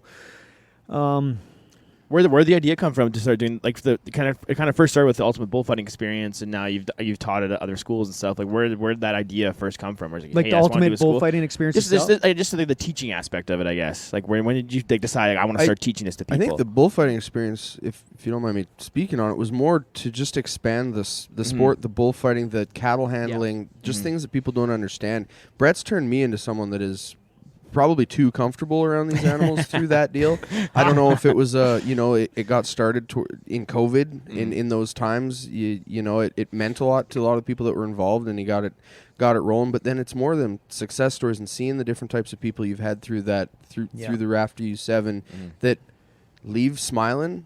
There's not a moment they've not felt safe, and a good majority of them went out there and fought a live animal, and that is probably one of the coolest things I've seen out of this sport in my 7-8 years being involved. So I'll touch, like, there's, of course, the traditional schools. Like in 2001, I went to a traditional 3-day school, which we're still doing today, that I'm going and started December with Scott Schiffner and Jesse Torkelson and Rimby. It's still that, hey, you got no experience, come we'll show you the basic fundamentals, and honestly, we'll keep you as safe as we can, but in this bull ride, you can only be, in sport of bull riding and bullfighting, you can only be so safe, and hopefully you don't get hurt or something too bad where you just quit the sport. So I still believe there's a huge benefit to that, because that's the way I learned. But with the ultimate bullfighting experience, we're like in talking with a friend of mine, Keenan Vine. I want to do like the Brett Monea Bullfighting Academy. We're collaborating back and forth. How do we make this accessible? Because out of people, rodeo fans, not many people want to be a bullfighter, to be honest. Like. But a lot of people don't know where to start. Exactly. And other people don't know where to start. But I'm like, how do we open this up for, hey, man, maybe I don't want to be a bullfighter, but I just want a cool experience. Yeah. So we started throwing around ideas, and all of a sudden we came up with the ultimate bullfighting experience, which has been honestly beyond ever my expectation how successful it'd be. When it's really cool, too, because like you emphasize just as much on what happens outside the arena aside from just inside the arena, which I think is something that's changed in the sport. Like I remember the first few bull riding schools I went to, or steer riding schools, it was more or less you learn a procedure, you get on. Whereas like there's more emphasis on what happens outside the arena, because it has a big impact on how successful or unsuccessful you are. Then tying that back into how do you get the Canadian Finals rodeo? How do you get to these top rodeos that people want to hire you? Is how you, like, a little bit what you do. You have to do a good job inside the arena, but it's how you carry yourself outside the arena is almost as much very important. Always. And even like putting in the work, like training, like that's something it's kind of been coming to the forefront of our sport in general over the past, let's say, 5 years. Like, they had the training camp early in this year with the Pro Rodeo Sports Medicine team, and again, like I know you've helped Connor Larrabee out about a bunch, and you guys are always putting in the work like outside the arena, making sure your body and you're ready to, you're prepared to be in that arena. No, that's right. Even how much has that changed throughout your career too, right? Well, that's all I've ever known. My dad, he got his dream place and through hard work, and that's all I've ever known is hard work, and that's what I've apply to my bullfighting is this every day. Or, you throw kids and all the other things on my schedule or plate that I have to deal with, but it's always been hard work that's got me where I am, and in the arena just letting it all hang out, and that's all it really is. Plain hard work that never stops, and we're not Twittering or Instagramming every time you're doing a workout. To me, like, it's the work that people don't see what matters most. Yes, that builds the foundation of it, right? Yeah. So you and your wife, Amy, started the Rafter U7 Ranch. Kind of dive into that. Where'd that come from, and kind of what is some of the goals and some of the stuff you guys going on there? So in would have been 2005, 2004. Yeah, it would have been 2004. Great family friends of ours. My dad ended up working for them like for 30 years, right? We were around them all our life. They never had kids for whatever reason. And Amy and I were living in a trailer on my dad's land, and, you know, being bullfighters, we would have had our first child there. And the gentleman, Dennis, he's like, Brett, come with. He's a ringman, very famous ringman at cattle sales, right? Mm-hmm. He's been every show you could be. He's like, just come with me to, we were going to, where the heck was it? Innisfail. He was doing a sale there. Then we ended up going to Rimbey. So I jump in the vehicle with him. I was the driver, of course. And we do our thing, and we get to Rimbey. It was a stand skeel sale. He's like, Brett, what do you think about getting back into cattle? Which I always wanted to do, right? Yeah. I grew up around cows, become a journeyman carpenter in there, diploma egg business, whatever. No big deal. I always wanted to come back to cattle because I wanted my kid. I love cattle. I wanted my kids to be raised around cattle. Mm-hmm. I'm like, yeah, one day I want to be, you know, cattle, but I don't know how we're going to do it. He's like, well, let's buy 10 open heifers here, and let's get you back. We'll be partners. So we bought heifers at the stand skeel sale. Then all of a sudden, the next year comes around, same thing, bought another pen of 10. Then all of a sudden, our open heifers become bred heifers, and I start calving them at the trailer, and, you know, all of a sudden, our little cow herd starts growing. The next thing you know, we're like, Brett, like, where do you want to live? What do you want to do? I'm like, it was Dennis and Shelly Erickson and Amy and I. She's like, what are your dreams? I'm like, we want a place where Amy can run her business, which is, you know, therapy with humans, but facilitate in support of animals too, right? So we want an indoor riding arena that's away from the house. You know, we need a special spot of land so when people come, you know, there's a feeling to it. Mm-hmm. They're like, okay, we're going to help you get that.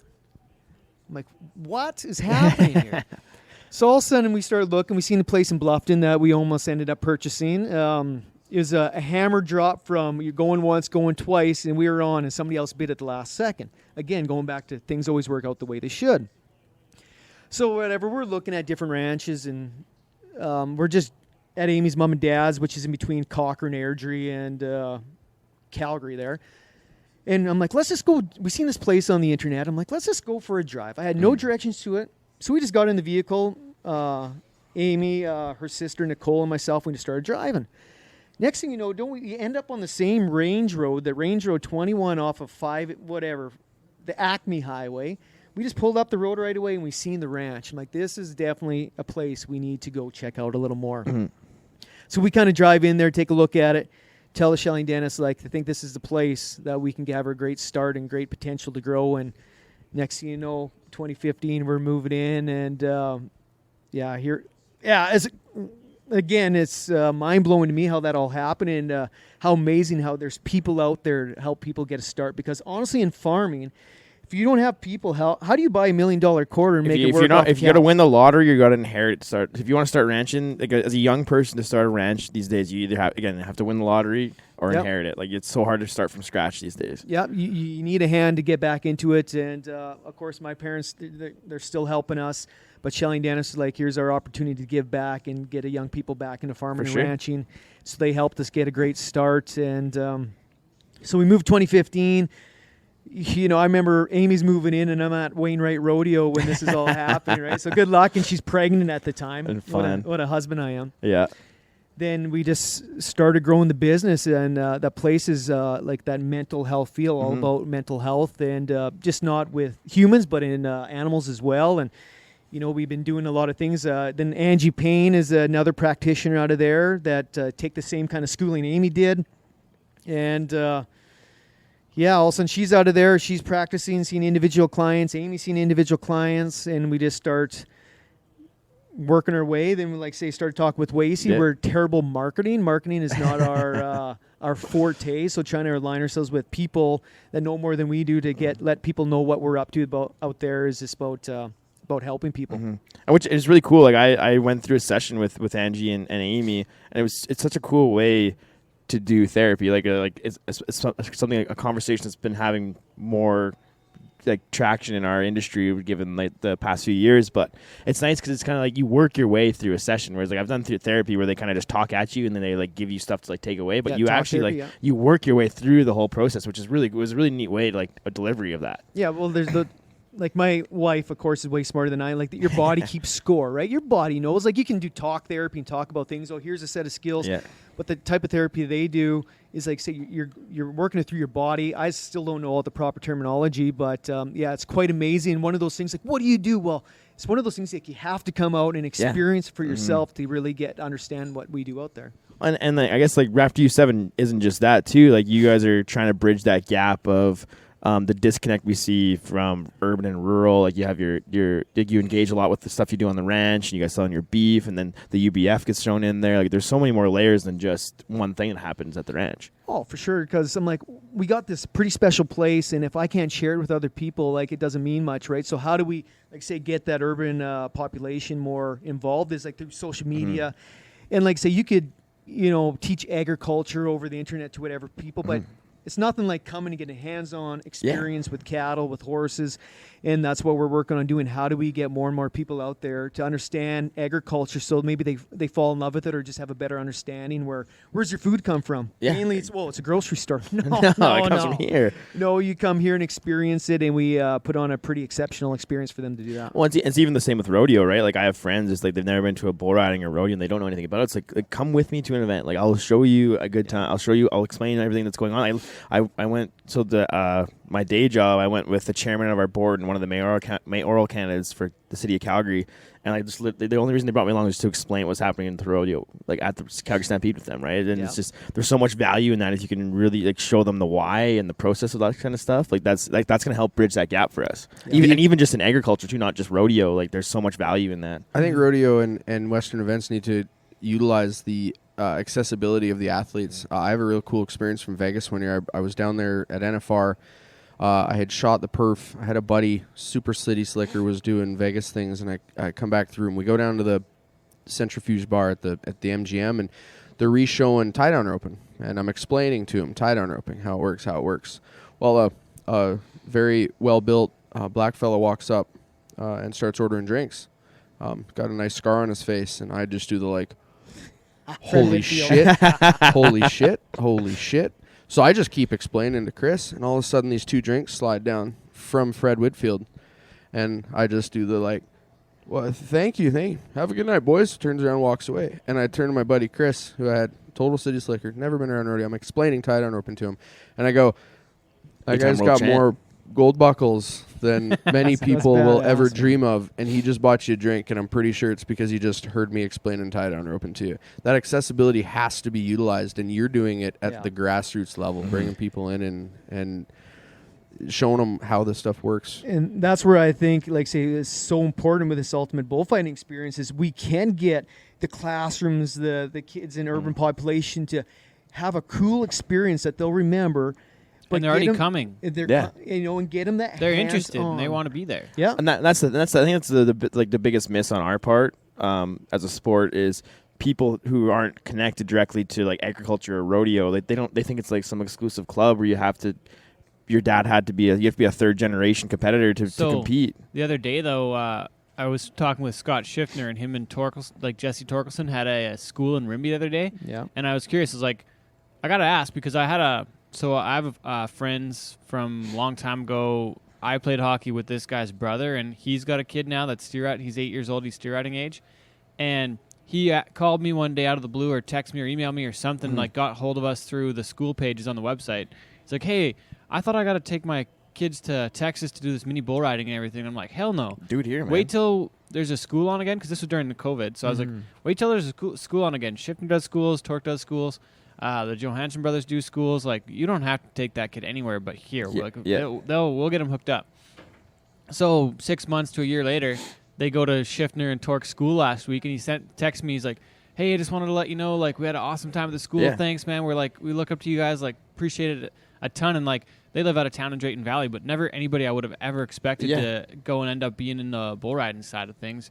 But I asked Schiffner, I was like, hey, so what's the breakdown like? How many of these kids are people you know of, or they're coming from somewhere you know? Like, how many of them are people that are already involved in rodeo, or how many of them are completely new? And he said it was probably 60-40 to the new side. There were people that were not involved at all that just wanted to go in rodeo. And I was totally impressed by that fact that if we maybe have some more steer riding schools, we might get some more kids involved. Yeah. Right? Well, that's where like stuff what you're doing is important. Like Aggie Days is huge. Like getting people access to, like urban people access to the event and seeing it in real life and like being like, hey, you can do this. Like you don't have to be.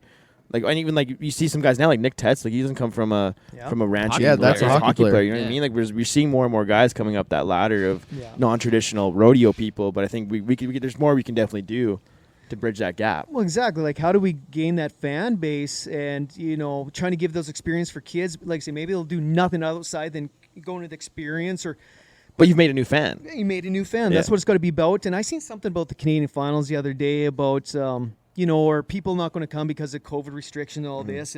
But honestly, maybe you guys know better than me. What are the age of the population at the Canadian Finals? Like 65. It's an older population, for sure. What are we doing as a sport to gain that fan base? I know the PBR is doing it because it's a totally different product, right? Yeah. It's adrenaline filled. It's quite a show. Where rodeo is more that old school. Let's just buck some horses, some bulls, and you the same rodeo at a $2,500 rodeo versus a $10,000. It's almost the same product. But how do we gain those more fans? And I think that's how do you create a new fan? How do you create new fans? How do we create it? And where I think this ultimate bullfighting is a huge thing. Yeah. To me, that's one of the fundamental issues with rodeo. Is like there's no better sport in the world that's better at catering to their own fan base. And then without looking outside of that, like you look at the NHL, like they hired one of the most popular TikTok guys to like promote the sport to that generation of people, and like other sports are adapting and finding new ways to bring new fans in, whereas rodeo just keeps catering to their current fan base, which is aging. Yes, like you just mentioned. So we need to find a way to welcome new people into the circle. And I think, I'm not bragging about. I think this is a huge opportunity to get those fans because this package, this ultimate bullfighting experience, we could bring it anywhere. We could bring it on the road to, arenas are sitting idle during the day if it's an evening perf or even bull rides. We could be doing these experiences, getting kids, urban population all through there. Hey, maybe I got a better understanding. Now I'm a fan of the sport. Yeah. Boom. It starts picking up from there. The thing that rings true with me is during COVID, Keenan and I had a conversation, and the gist of the point he was trying to make was that a sport like ours, rodeo, bull riding, Western events, where it's at, it doesn't owe us anything. We owe everything to it. And you got to find the people that are looking at the future and looking at kind of giving back something to the people involved or to the sport itself. To change the process, right? And, exactly. And trying to apply professionalism, experience, things like that. And not everybody does that, but Brett is definitely on the forefront of that, especially with that commend you for it. Yeah, no, badass. Doing good things. Through and through. Let's try to do our part and give back. So we've got probably just a couple more. I got two more things. I got one more thing, and then we can roll on. But kind of we back don't want to cut into Brett's nap time. Back to the bull riding. Probably your nap time, right? No, he specifically said. I'm good. I'm good with a good conversation here. Yeah, I'm good with it. At 3 by you got to sleep in today. Yeah, so we got 8 o'clock. It was good. Nice, that's good sleeping. So back to the bullfighting side of things. Holy, where do you have any what's left for goals? Like what do you want to accomplish? Like you've pretty much you've accomplished everything. See, that's one thing I've been pondering about. Right, what's my future in the sport? I accomplished everything I ever wanted to accomplish. I'm still trying to answer that, to be honest. Yeah. How can I leave the sport better than a little better than when I gave it or when I came in? I think you're on that path now, though. Like with your, I think so with what I'm doing and stuff like that. Yeah. And showing nice guys. Sometimes we don't finish last, and we also run a different race sometimes, right? And the only thing I've ever had is who I am and work hard and be a good person, and trying to give that to other kids too. Like just work hard, be a good human being, and if the stars align, hopefully you could be. Whatever goals you have, whatever you do, just not bull riding. Like after bullfighting school, a kid might leave and do whatever else he wants to do, be a lawyer, but you put the work effort in, and you be a good person, good things will happen. That's something like what we're lucky to have, like so many people with that mindset in our sport, right? That's like who I am today is built so much around like the people that I've met and been around through rodeo and like the lessons that I've learned and the values that I've gained from. Like there's so much value in that, no matter what you do. Like I applied to my day job. I work downtown Calgary, right? Like all that stuff always stays the same. It's one constant in my life, which is if we can teach more people that, I think you're going to be better off too. Oh, for sure. Most fun traveling partner. Real quick. Oh man, most fun. Well, everybody, there's a big Brett Gardner. Randy, of course, when we first started, then we always started traveling with Brett, and he's my mainstay, man. Wherever we need to go, it's above B-squared. 4 or 5 hours, man. Brett I'm jumping in with Brett. We're going somewhere. Best because he knows the best food places too. No, best because he's not afraid to go to 2 ice cream places in one trip. Yeah, of course you could tell he's a bigger eater than I am. But Brett he's a down-to-earth guy. He makes you a better person, and I just love being around that kind of He's great. He's people. a great guy to be around. He's awesome. Wrap it up, Wacey. Bring it home. Okay, Brett, this has been awesome. Long overdue. Been fun chatting with you, as we do. So one last question that we ask all of our guests. What is your definition of cowboy shit? Well, that's a good question. You knew it was coming, Right, man. you knew it was coming, dude. We asked I literally said it. We ask everybody. What's that? Just being You might win a free sticker if you have a good answer. a free sticker. Just being kind of, I'll probably ramble on and not answer the right question, but just being comfortable with the person who you are kind of thing. Yeah. If that makes sense. Yeah, I don't know if that answers it, but Everybody has. It's kind of one of those things that's developed over the years with the show. It's more kind of what it means to each individual person. It's more of an essence than like a hard definition of what it is, right? Which is really cool. Like it's kind of it's ever changing, but it's more of just the essence of cowboy shit, you know. gotcha. But you do cowboy shit all the time, man. All day, every day. All Well, day. thanks for having me, man. No, It was it's been awesome. great. Thanks for doing dude. this. Yeah. Brett. You're my hero, Brett. Appreciate it. You're my hero, Brett. Hero. You're my hero. We're looking forward. So we can check out the Rafter U7 Ranch at rafteru7.com. CA.com. Yep. And then they're at Rafter U7 on social media. You're at Brett Monea on social media. Yep, Brett You're Monea. welcome. Yeah, you're Money welcome. time. Be money time. Talk about marketing. yeah. So find them anywhere there. Keep up to date with what's happening at the Rafter U7. What's happening Amy's with calling Brett. again. Amy's calling again. Oh, So we better Amy, we better yeah. wrap All this right. up. Jeez. Thanks, Brett. Appreciate you doing this with us. Okay. Thanks, you guys. All right. See you. I get loud when I get mad, and I'll get tough when I get sad. I'll tangle with the horns like a Spaniard in the pit. I'm here to play for blood, boys, and I'll be here till the end. For I am the bravest bullfighter that ever dared to pen. Yes, I am the bravest bullfighter that ever dared. Thanks to Brett Monea for being on the show this week. We really appreciate it. That's a heck of an interview. I like that guy.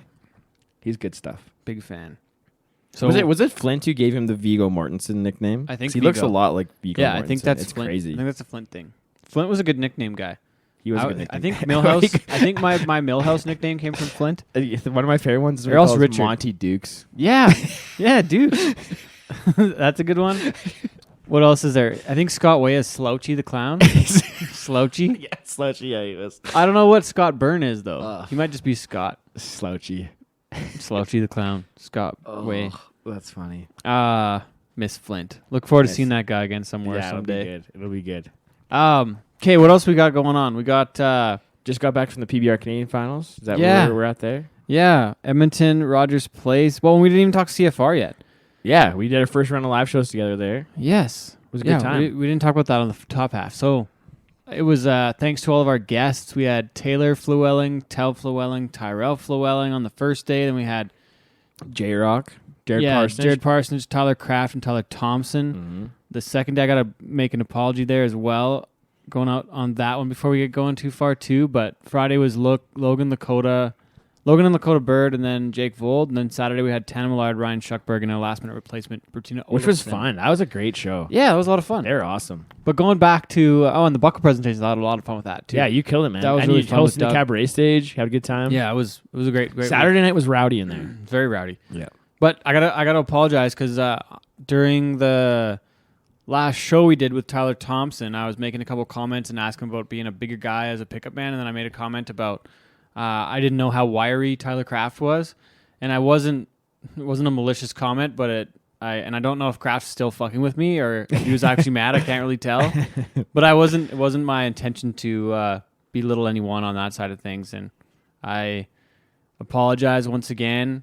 And I don't. Are you in on this? Is he? I have no idea about this. I never heard anything about it. Yeah. Oh, so he texted I knew me. that someone told me they gave you shit. But Yeah, I never heard about it. So Tyler texted me afterwards. He's like, "Well, I guess I might have to reconsider my sound man in Pollockville because Sean Morton has like 7 pounds on you." And I was like, shit. What did I say? Because he said he listened to the show with Tyler. And I was like, what did I say? That sounds like he's just. It sounds like a joke. Yeah, he's just. But I also feel bad because I called him and I still couldn't read him because he's a tough guy to read at times. He's pretty dry. So he might still be fucking with me. I would place my money on that. But anyways, I didn't mean to offend anybody, and I feel bad if Tyler is mad. So I'm sorry, Tyler. I don't know if you're listening, if anybody else around that is listening, but it wasn't my intention to piss anybody off or, like I said, belittle anybody. And both those guys did a fucking awesome job. Yeah, they're slick, man. They're super smooth. And turns out I totally was misjudging how big Tyler was because he's a pretty tall guy. They're both the same size, and they're probably it'd probably be quite the fight, those two. Yeah, probably a good one. The Tyler on Tyler ditch fight would be quite the match. Yeah, it'd be like the animal matchups. Fights. Yeah. Tyler versus Tyler. If you're gonna pick an animal for each of those guys, what would it be? Oh shit! Tyler reminds me of like a silverback. Tyler Thompson, like a silverback gorilla. Gorilla. Yeah, Extra mean. extra mean. And then you could say Kraft's kind of like a honey badger, a bit more wiry. Doesn't give a fuck. Doesn't give no shits. But then what about size though? Because honey badger's not big as a gorilla. It's not about the size of the dog in the fight. It's about the size of the fight in the dog. That's fair. Something like that. That could be interesting though, because the honey badger's got the claws, but the gorilla doesn't have the claws. You can really fuck some shit up with those Gorilla's claws. much bigger, but still. anyways. I was gonna say like chimpanzee versus gorilla because they'd both be like a little crazy. I think a gorilla orangutan? I think a gorilla would fuck up a chimpanzee. Well, what else is kind of similar? Or would it be like a bear? Would it be like a grizzly bear versus a gorilla? That could be an animal fight. That could be closer. Yeah, That could be an animal fight. Or polar bear. cougar, A polar bear. a cougar, like a cougar? big cougar versus a bear versus a gorilla. Yeah. Godzilla versus King Kong. Anyways, CFR was fun. It was CFR good. was fun. Sorry again to Tyler Kraft. One of my favorite But things. if you're fucking with me, then this is ultimately pranked for me to apologize. And if you're still you just fucking got with me, punked, bitch. I just got punked. But anyway, still, I felt bad after. I'd never mean to offend anybody like that. I'm sure it's all good. Okay, but moving on. What was your favorite moment for the CFR? Probably when I was introducing the last band and I didn't have a script and I forgot to put my in-ear monitor in and then I was just screaming, "Please welcome to the stage, Dan Davidson!" And then I got off because Keenan and Chloe and Corb were all right there. Yeah. And Keenan was like pretty jacked up and Corb was like, "Geez, man, I'm gonna have to hire you as a hype man to do all my intros for all my shows." That was kind of fun. Next year you got to work in a yeah on a Saturday night. I think that would go over well. I got to work on my yeah. I got to work on my content for that, but we can do that in Regina. Oh, we'll That's get them. the kind of We're shit we gonna can do in get them Regina. going. We're gonna get them going. Yeah. That's cool, man. I like that. I You did a really good enjoyed job. doing the buckles with Doug Young too. That was a lot of fun. Any capacity a person can work with Doug Young is a good time. I love Mhm. working with him. Big fan. He's one of my favorite people. What was your highlight? I think seeing Jared win the bull riding. That was well, cool. so That was three- like one time I was fired up during the whole rodeo. Yeah, Was when Jared three was winning. yeah, three things for me would have been our live shows together was really cool. It's cool to like add another layer to this little carnival. we're up to. This little carnival we've got going on here. That was Mhm. super fun. It was cool to see the hard work put in by like you and Storm, and when you had Darby on, she did a good job for Mhm. us. So it was cool to see that.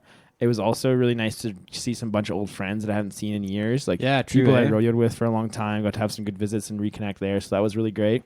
And then obviously, yeah, seeing Jared win Canada, it was awesome. And we've both known Jared for a long time now, Yeah. and he Happy to has see him been win he's it. been knocking on the door, and it was good to see him get it done and do it with kind of an exclamation point, but being the only guy to ride 5 out of 6. Yeah. It was pretty cool. Just So happy to see that. stoked for old J-Rock. What else? PBR Canada Finals, I guess, is a week later. Yeah, that Richest was finals in PBR Canada history. Awesome, man. Rogers Place was fucking bumping. you guys on rocked Saturday it. night. Saturday night is the best PBR Canada event that I've been to ever. Really? Mm. Why? Because I Just feel like we've had the some- energy, high end energy, good, Yeah. like beautiful building, and then the guy stepped up and rode a good amount of the bulls. That's fair. Yeah. Dalen Swearingen, for those who don't know, wins the finals event. Only man to go 4 for 4. Finishes He up rides with the a bull good, that guy. 91.5 on Happy Camper. He almost didn't have his year. gear It's bag in the impressive. first round. Yeah. Yeah, they lost his shit That's for a wild. little while. But and then Cody Covershot comes from behind. Dakota Butters injured, doesn't compete the last day. I think he could have, but he would have maybe got himself hurt worse. But still, couldn't get on the bull last day and loses it by 20 points. What do you do? So what do you do in that scenario? If you're Dakota, are you going to push the limit and try and get on that day, or what are you going to do? I don't know. For 20 points, like it meant like staying on one more bull the next day. He had to ride in round 3 to make the short round. But then again, too, Cody Coverchuk made it in by the skin of his teeth. So it just is like how it worked out. She worked out. If Even if those guys who had rode 2 bulls stayed on, he would have got knocked out of past the Coverchuk, average, right? Yeah, like yeah. it was 20 points. Yeah, one spot in the average would have changed it, right? Yeah, so, he wouldn't. Yeah, he would have lost because if Tim would have rode his 3rd bull, yeah, or like a few of those Kutowicz, other guys, yeah, anybody else. So Coverchuk riding that with a big score in the short Yeah, round yeah. changed the game for him to finish 3rd in the aggregate. yeah. So he wins the 50,000 at the end of the year. What else? Scored Orange the- wins the average. Butter still had a great season. He still did very well. Yeah, he's but- one of those guys who's going to be in contention for a title for the Yeah, next as long few as he years, wants as to long as be. he wants to be. That's just it. So that's cool, man. The what banquet else? was really great. It was good Yeah, to the see. Posbon Foundation fundraiser. That's another one of those moments again where you like Very getting people together Oh, yeah. and, like for a good It's the cause best. and taking in to visit and have a good time. It was great. That's probably a highlight over those few weeks too. One of mine too at CFR was doing the thing for Don Johansson. Oh yeah, I that really was cool. happy That's a about nice that little deal, on the Tuesday night to honor Don, and that was kind of one of the highlights of that night too, to have full standing ovation for Don and for him to speak, and to have Scott Schiffner there was outstanding for him to help me do that to honor Don as well. It was really cool. That was a great part of it as well. Thanks to the CPRA for letting me do that. Let me be a part of that, helping out. Yeah. Other than that, great finals. It was unreal to be in Rogers. That was such a neat spot. It's so cool. Yeah. What a building. Yeah, and the crew, everybody involved, from like the production to the FX guys to everything, like everyone did such an outstanding job. So bravo to the PBR Canada team. And then like a huge crowd, I think, too, on Saturday. Oh, it was pretty full. in Yeah, there. and a good crowd Pretty too, awesome. right? It's They're one very thing to have engaged. it's one thing to have a big crowd that's whatever, but if you have a crowd that's in there and engaged and rocking out, like, and that was from the beginning of the show to the very end, like everybody was having a good time. So bravo to and then everybody involved there. Going back to CFR too, pretty impressive for what Western Park did to pull that off in that kind of shape.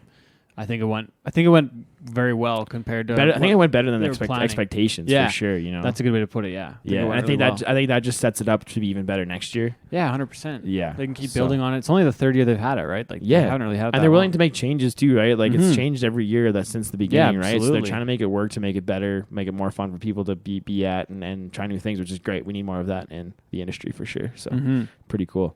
And I guess the next thing coming up is NFR. We're working on a couple things as well. We'll have some more news details on, but we better hit our sponsors one more time, and then we'll talk. One more thing before we get to the Agribition. sponsors. Okay. Oh, we want to do that. We want to do sponsors then Agribition. This is about do that. Agribition. Okay, do that. Do some sponsors. Okay, so first off, our friends at Manscaped get 20% off and free shipping with code HugeBush at manscaped.com. That's right, 20% off from us to you. Free shipping, manscaped.com. Use the code HugeBush. Don't get denied the pipe this season and shave your pants pucks with the right tools for the job. That's the Lawnmower 4.0, the Weed Whacker 3.0. And yeah, use it. Manscaped's deadly. If you bought one using the Huge Bush promo code, let us know. Tell us how it's working out for you. Give us your reviews. Maybe we'll get you to call into the show next time and give us a review. We could do a call-in show. We've done it before. It's fun. And then secondly, our friends from Circle 4 Beverage Company, they've been with us for a long time now. They got their ranch water and their Sweetwater products. You can find it in liquor stores all over Western Canada, I think now. If you're looking for it, you can request it at your liquor store that you usually go to. Check them out at circle4beveragecompany.ca for all their location. Ranchwater.ca. Yep. And yeah, check them out on social media, Circle 4 Ranch Water. They got some cool stuff happening. They got a new little commercial out that's really cool. Thanks to Ranch Water. You guys are awesome. And one more thing, Agribition, November 22nd, 27th, Regina, Saskatchewan. Come see us. Our live shows noon and 9 p.m. daily. We got Agribition live at noon and Cowboy Shit live at 9 p.m. Come and check us out. See the show. That's gonna be great. We're gonna have. I think we're gonna have an Agribition Bachelor edition on the one of the last couple nights of the show. Could be a good time. Rowdy. It's gonna. I think it's gonna get it's gonna go off the rails in a good way. Hopefully. The evening shows, hopefully, because we're gonna have to find out where the rowdies are. What are you looking most forward to? What's your Should one we get thing Denny there? That's his one thing every night to ask, where's the Rowdies? We should And then have to be play our hype, Moni. we could be our hype guy. Yeah, that could be fun. What are you looking most forward to for Canadian Western Agribition? Paralyzers. Imagine how shitty we're going to feel the Monday after Agribition. Oh, yeah, extra It's shitty. a lot of dairy. And then we go right down to America, like a 2-day turnaround, and then bam, America. Fuck yeah. I'm glad it's done on Saturday. Sean, to exit the show, Sean, you got to play the Team America song. That's a good one. America. Fuck yeah. Coming to save the motherfucking day, yeah. America. Fuck yeah. Oh, dear. Cool, man. I'm looking forward to it, too. This It's is going to be already great. off the rails. It's going to be great. It's good. Oh, fuck. It's going to be cool. I'm looking most forward to doing our thing out there. Because, like we know a lot of people out there. I grew up going to Agribition when I was rodeoing and stuff. I know it's going to be good when even Jared Parsonage is like, man, I'm pumped for your guys' show. He said that to us. Jacked. Yeah, he's like, that's going to be so much fun in the loading show. I'm like, oh, fucking right. Yeah, so it'll be good because like those guys know a lot of people there. Like a lot of the contestants that are competing there grew up going to the CCA Finals Agribition. You know, like even some of the Alberta guys went to like Riley Warren. Like those guys went to the CCA Finals for a long time when it was there. So it's going to be a good time. A lot of people we know are going to be there. We're looking forward to doing our thing. It's going to be great. Thanks to Agribition for having us, not firing us yet before we get there. Looking forward to doing that. So thanks again, Brett Monea, for being on here. You got anything else? I'm good, man. What are you most looking forward to about Agribition? I just told you. You said paralyzers and being seen your friends. And I think it'd be good to have a good. I'm excited to go see everybody and hang out with. And I'm pumped for the crew we have out The there. rodeo. You know what I mean? Like and have Preston there too. Yeah, Preston fun. And Gator's gonna be there. Yeah, and Cass is across the street too. She's there. Storm's gonna be with us. Storm's coming.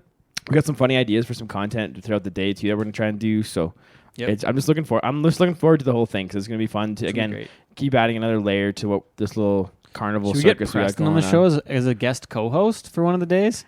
Maybe from TC, or will they allow that on the daytime show? I don't know. We'll have to ask him. We will. That's a good one, actually. It'd be fun to involve him. Yeah, I'd be down with it. People like him. Yeah, it's true. He's from the area too, so he's got friends and family 100%. coming. His mom and dad are coming up one day, so 100%. Yeah, it's gonna be great, man. Okay. Anything else? No, man, I'm good. That's good for me. All right. Thanks everyone for listening. This has been episode 104 of Cowboy Shit with Ted and Wacey. My name is Ted Stovin. He is Wacey Anderson. You can find us on the social medias. We're on most of them. Pretty near all of them. Wacey does our TikTok business. He does a very good job of this. Thank you. He's very entertaining. Thank you. What else? Storm Defoe, graphic, social media, website. She's like an entrepreneur within the company. E-commerce. She's our Wrangler. She's our COO, CMO. CCO. Chief Creative Officer. She's got all those. She's our handler. Wrangler. Talent Wrangler. She's a talent wrangler. Wiener Wrangler. That's for the dogs. Wiener Dog Rancher.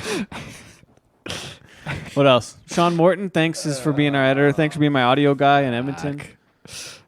Yeah, we love you, Sean. Thanks again for Brett Monea. Thanks, Amy, for letting us have him on the show. Yeah.